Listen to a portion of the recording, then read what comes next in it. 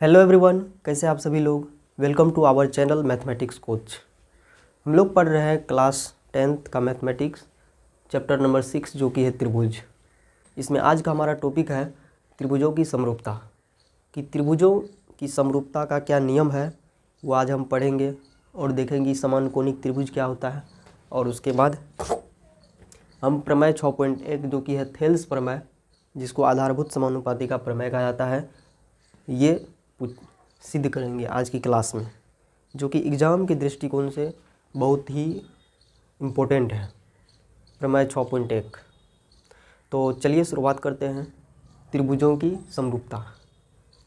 देखिए, इससे पहले हम लोग पढ़ चुके हैं बहुभुजों की समरूपता, कि बहुभुज दो बहुभुज कब समरूप होते हैं। उसमें पहला कंडीशन हम लोग पढ़े कि उनके संगत कोण बराबर होना चाहिए। दूसरा कंडीशन, उनकी संगत भुजाएं एक ही अनुपात में होना चाहिए। तो अब त्रिभुज की समरूपता का क्या नियम है, क्या यही है कि दूसरा है। देखिए, त्रिभुज भी एक प्रकार का बहुभुज ही है। त्रिभुज भी एक प्रकार का बहुभुज ही है जिसमें 3 भुजा होती है। तो बहुभुज की समरूपता का जो नियम है सेम वही नियम है त्रिभुज की समरूपता का। तो यहाँ पर हम बोल सकते हैं कि दो त्रिभुज, जैसे दो बहुभुज समरूप होते हैं, ये दो नियम है, ठीक उसी प्रकार दो त्रिभुज के लिए भी यही नियम लागू होता है। यहाँ पर लिखेंगे दो त्रिभुज समरूप होते हैं यदि पहला कंडीशन उनके संगत कोण बराबर हो तथा दूसरा कंडीशन उनकी संगत भुजाएं एक ही अनुपात में हो। अब ये तो इनकी कंडीशन हो गया त्रिभुज की समरूपता का। अब देखिए, जब दो त्रिभुज की संगत कोण बराबर होते हैं, जब दो त्रिभुज की संगत कोण बराबर होते हैं तो उन्हें समकोणिक त्रिभुज कहा जाता है। जैसे यहाँ पर लिखे हम समकोणिक त्रिभुज।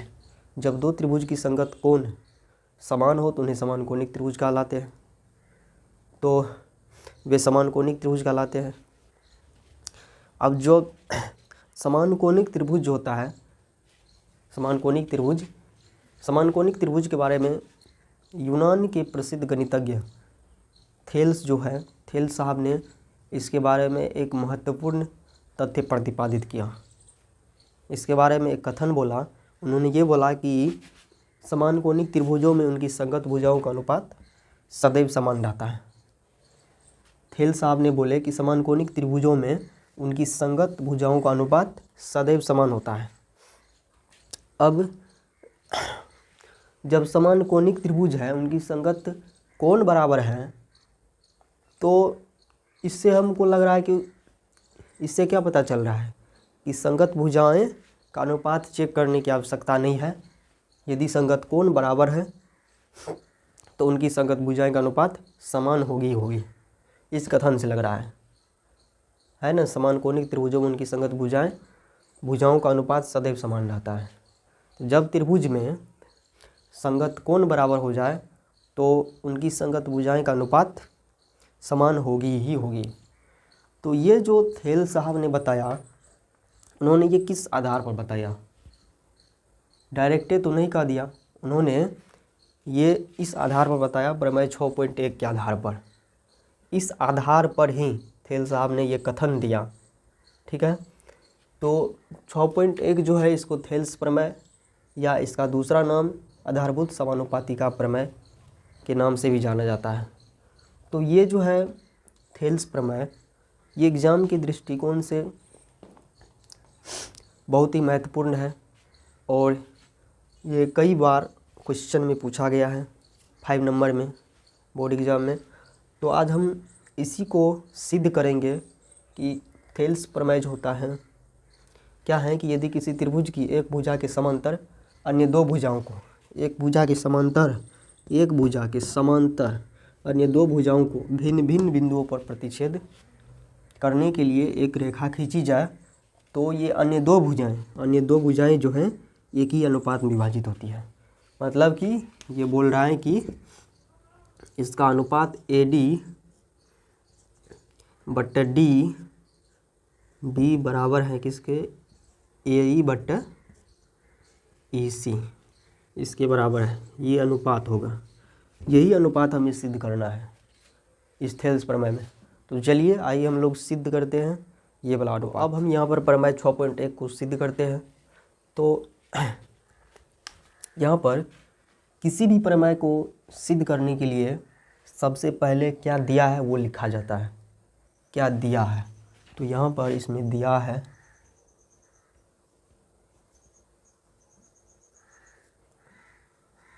लिखेंगे, दिया है, क्या दिया है इसमें, ये दिया है कि BC समांतर है। BC के समांतर कौन है? DE। BC के समांतर DE खींचा गया है, तो ये दिया है। तो लिखेंगे BC समांतर DE, ये दिया है। इस त्रिभुज में हमें क्या सिद्ध करना है, उसके बाद लिखना पड़ता है क्या सिद्ध करना है। एक तो पहले दिया है, उसके बाद क्या सिद्ध करना है।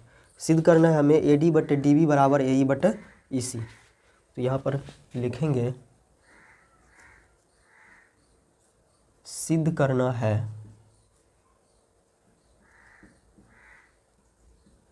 AD/DB बराबर AE/EC।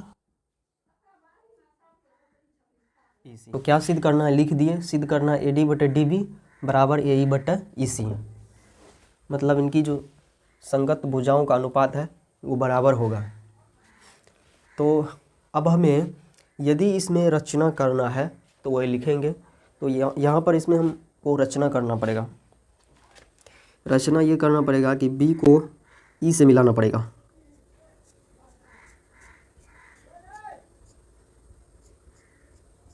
B को E से मिला दिए, अब D को C से मिलाना पड़ेगा।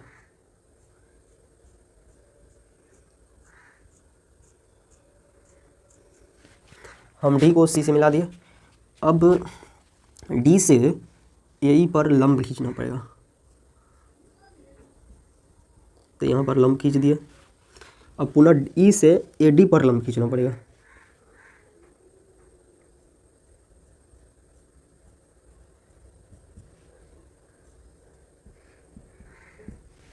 तो हम यहाँ पर E से AD पर भी लंब खींच दिए। अब जो यहाँ पर हम रचना किए हैं वो यहाँ पर लिखना पड़ेगा।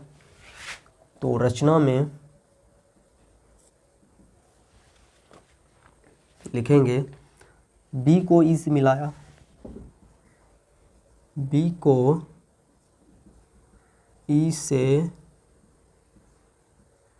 मिलाया तथा और किसको, D को C से मिलाया।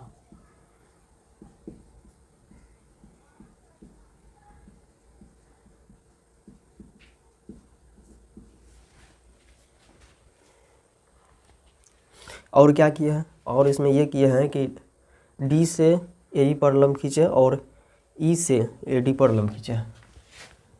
तो लिखेंगे और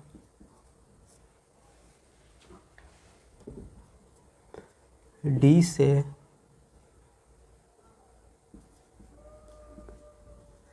AE पर लंब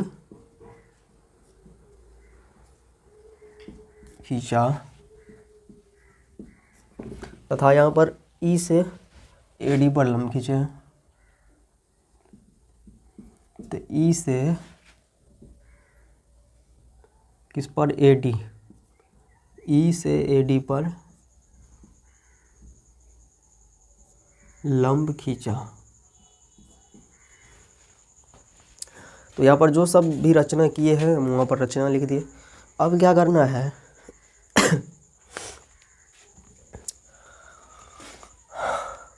अब इस तरफ वाला जो भुजा है, इस तरफ वाला AB भुजा, इस तरफ वाले से हम दो त्रिभुज लेंगे, दो त्रिभुज। जैसे आधार AB एक बार लेंगे, आधार AD एक बार लेंगे, आधार AD एक बार लेंगे, आधार DB। दोनों को हम बारी बारी से आधार लेकर दो त्रिभुज, देखिए यहाँ पर इस आधार पर एक त्रिभुज बन रहा है ADE, त्रिभुज ADE बन रहा है। उसके बाद बन रहा है त्रिभुज DBC, उसके बाद DBC। तो यहाँ पर लिखेंगे इसका क्षेत्रफल, त्रिभुज का क्षेत्रफल निकालेंगे। तो सबसे पहले त्रिभुज ADE का क्षेत्रफल,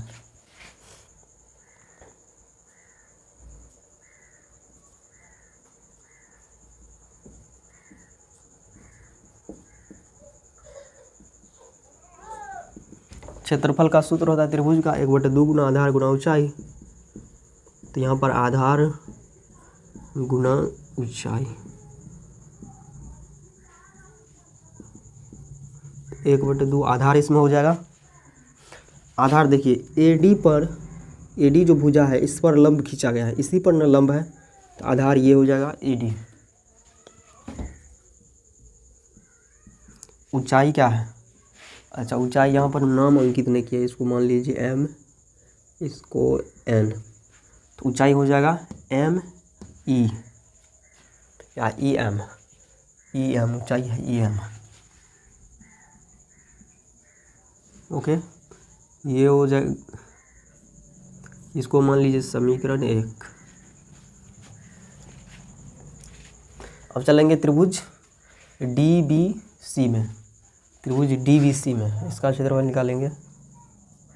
तो त्रिभुज DBC का क्षेत्रफल ये हो जाएगा 1/2 गुना आधार। इसमें आधार देखिए कौन हो जाएगा, आधार तो DB लेंगे, DB, और इसकी ऊंचाई क्या हो जाएगी, यहाँ पर देखिए ये जो त्रिभुज है ये ऐसा करके जो त्रिभुज है यहाँ पर ये ऐसा करके ये अधिक कोण त्रिभुज है। अधिक कोण त्रिभुज में कभी कभी जो लंब होता है ये किस तरह है, एक्चुअली ये ऐसे, ये जो कोण है बन रहा है यहाँ पर अधिक कोण त्रिभुज में कभी कभी लंब जो होता है आधार से दूर खींचा जाता है। जैसे यहाँ से अगर लंब खींचेंगे तो यहाँ पर आएगा, इसको आधार बढ़ाने पर यहाँ पर लंब आ जाएगा। तो ठीक उसी प्रकार इसमें भी ई से लंब खींचे हम एम पर तो ई एम लंब हो जाएगा। इसमें त्रिभुज DBC में आधार DB हो जाएगा और लंब हो जाएगा ई एम।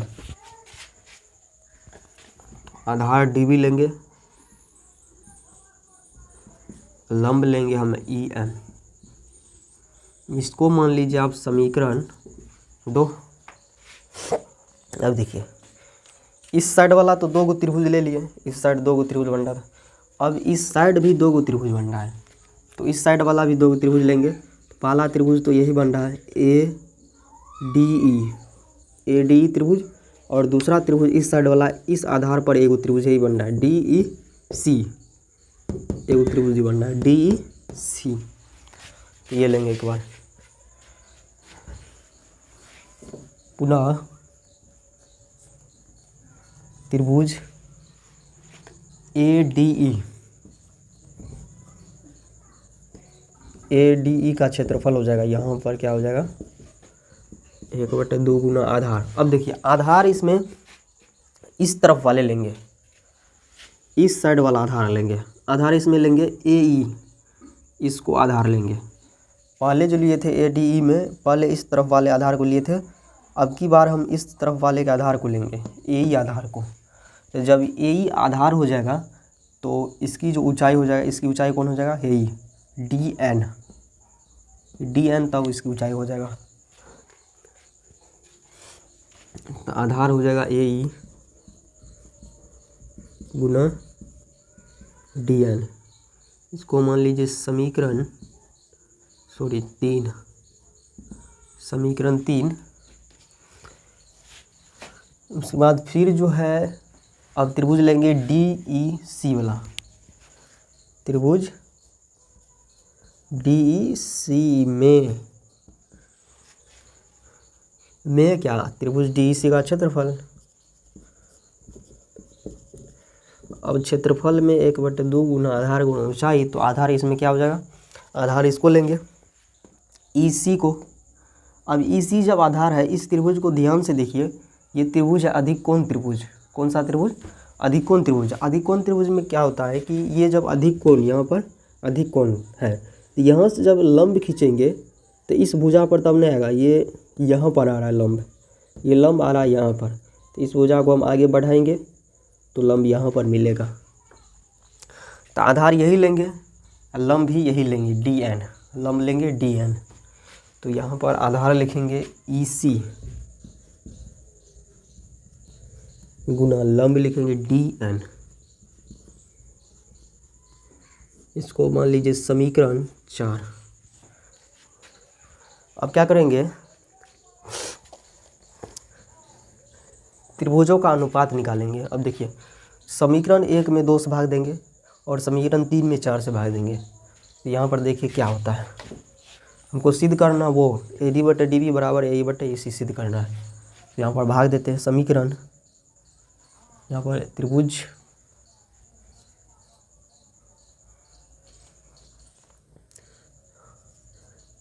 ADE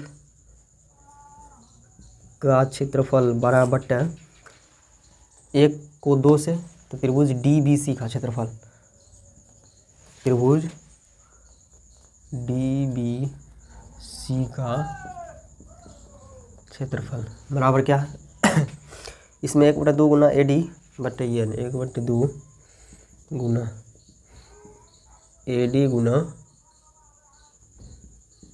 EM बट्टा में 1/2 गुना DB या गुना EM।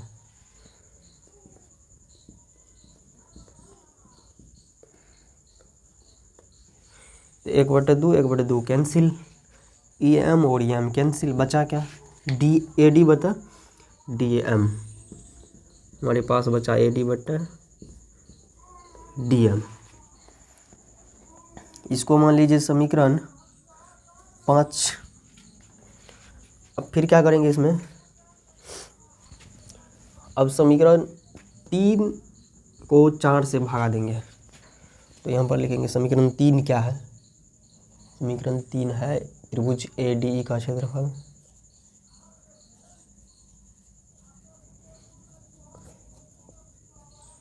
क्षेत्रफल बट्टा त्रिभुज, समीकरण 4 है त्रिभुज DEC, तो त्रिभुज DEC का क्षेत्रफल, DEC का क्षेत्रफल, यहाँ पर हम भाग दे रहे हैं। तो त्रिभुज समीकरण 3 क्या है, 1/2 गुना AE गुना DN, यही है। तो 1/2 इंटू AE और गुना है DN बट्टा में, समीकरण 4 में है 1/2 गुना EC बट्टा EC गुना DN, तो यहाँ पर 1/2 गुना EC गुना DN। अब देखिए यहाँ से 1/2 कैंसिल, DN कैंसिल, बचा क्या AE बट्टा EC, AE बट्टा EC यही बचा। इसको मान लीजिए समीकरण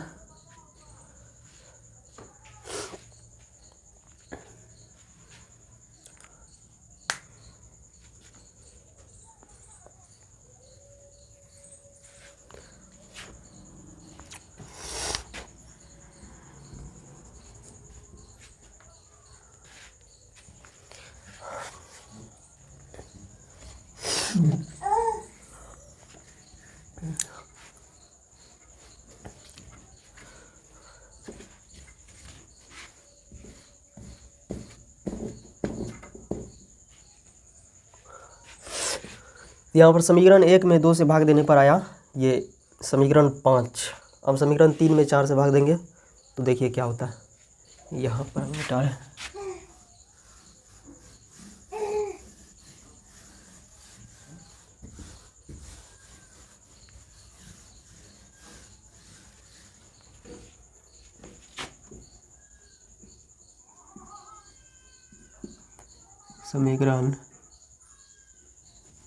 समीकरण 3 क्या, त्रिभुज ADE का क्षेत्रफल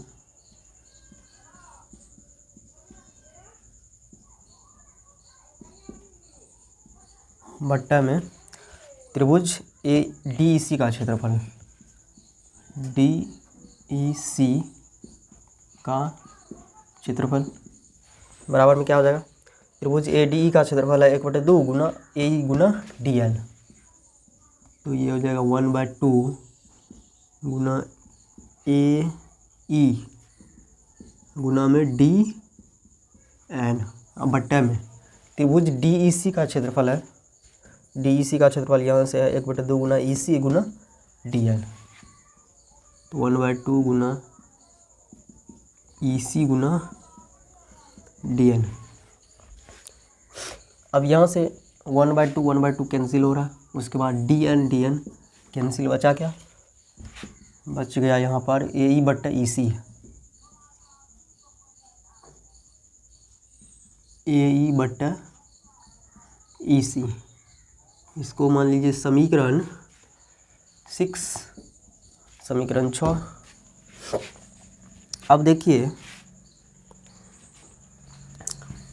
समीकरण 6 तक हम आ गए हैं। अब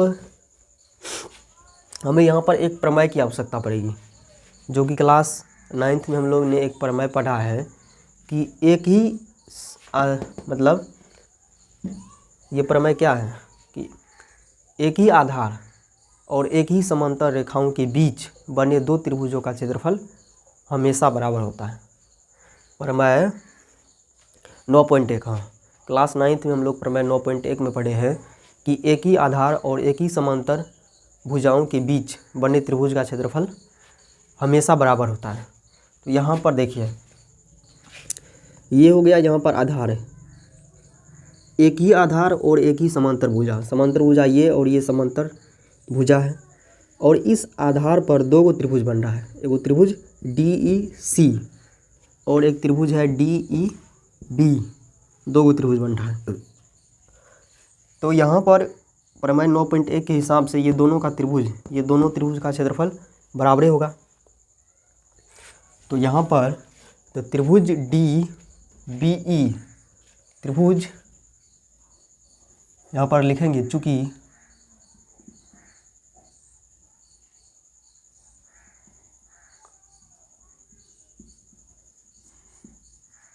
एक ही आधार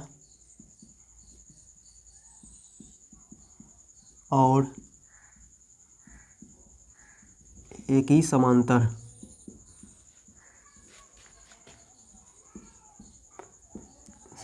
रेखाओं के बीच बने त्रिभुज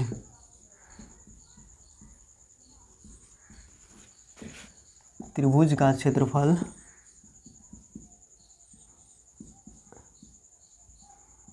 बराबर होता है।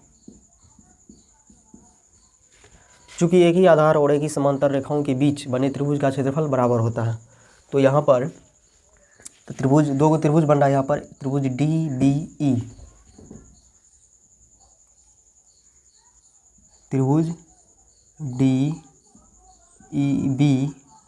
बराबर हो जाएगा किसके, त्रिभुज DEC के, त्रिभुज DEC के।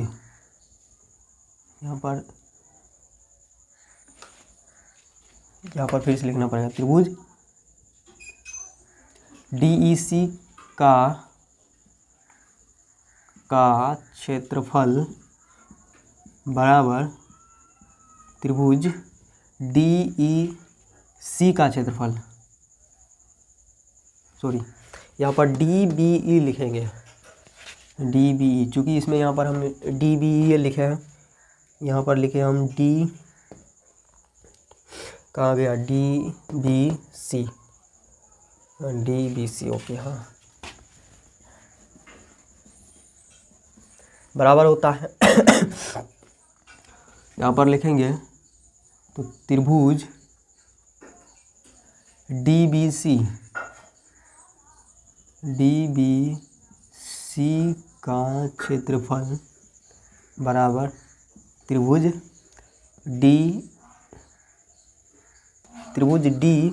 DBC का क्षेत्रफल किसके बराबर हो जाएगा, त्रिभुज DEC के बराबर हो जाएगा, DEC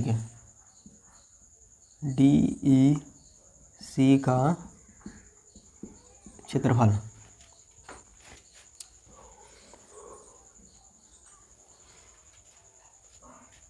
अब देखिए इसको मान लीजिए समीकरण 7। देखिए जब त्रिभुज DBC का क्षेत्रफल बराबर हो गया त्रिभुज DEC के क्षेत्रफल के बराबर, तो यहाँ पर समीकरण 5 में हम लोग क्या DBC के जगह पर लिख सकते हैं DEC। समीकरण 5 में तो हम लिखेंगे समीकरण 5 में 7 का मान रखने पर समीकरण 5 में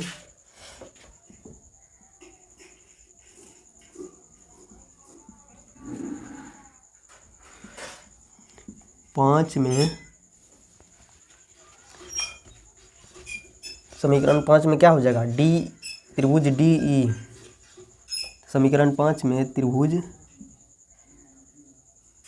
ए डी ई अब बट्टे में है त्रिभुज डी बी सी। तो डी बी सी यहाँ पर देख रहे हैं कि डी बी सी का क्षेत्रफल किसके बराबर है, त्रिभुज डी ई सी का क्षेत्रफल।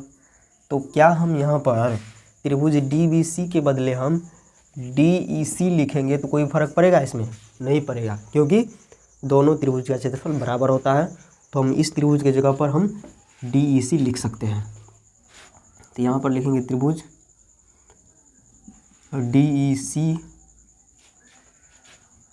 का क्षेत्रफल, ऊपर में इसका भी का क्षेत्रफल बराबर क्या है, इसमें कोई चेंज नहीं आएगा, इस जैसे है ही वैसे रहेगा, ए डी बटे डी एम।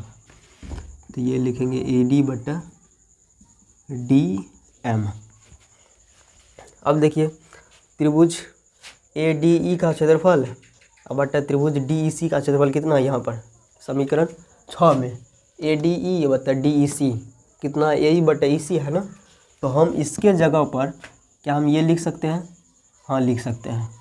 ये जो है इसके बराबर है, ये इसके बराबर है, तो इसके जगह पर हम ये लिख सकते हैं। तो हम लिखेंगे त्रिभुज ए डी ई का क्षेत्रफल में ए ई, ये बराबर है ए ई बटा ई सी बराबर में क्या है यहाँ पर ए डी बटा डी एम, यही। हाँ अब इसी को आप उल्टा कर दीजिए, या ए डी बटा डी एम बराबर लिख सकते हैं ए ई बटा ई सी। अब देखिए यही ना हमको सिद्ध करना था, यही अनुपात हमको लाना था, तो यही अनुपात हम सिद्ध कर दिए।